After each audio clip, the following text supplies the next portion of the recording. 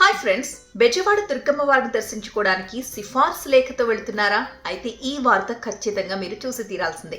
ఎందుకంటే ఇంద్రకీలాద్రి ఆలయ కమిటీ ఒక కీలకమైన నిర్ణయం తీసుకుంది.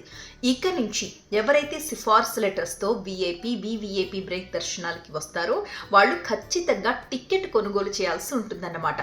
ఈ టికెట్ ధర ఎంత అన్నది, అలాగే మీరు ఏ సేవలకు వెళుతున్నారు అన్న దాని మీద ఆధారపడి ఉంటుంది.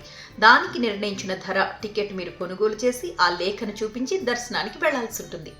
ఈ నిర్ణయం ఎందుకు తీసుకున్నారంటే, బెజవాడ దుర్గమ్మను దర్శించుకోవడానికి ప్రతిరోజు కూడా 300 మంది ఈ సిఫార్సు లేఖలతో దర్శనం కోసం వెళుతున్నారట. దీంతో ఆలయ ఆదాయానికి భారీగా గండిపడుతుంది కదా. సో ఆలయ కమిటీ ఈ నిర్ణయం తీసుకుంది. దీని అమలు అనేది ఫస్ట్ ధర్మకర్తల సభ్యుల మండలి నుంచే ప్రారంభమవుతుంది అని చెప్పింది ఆలయ కమిటీ.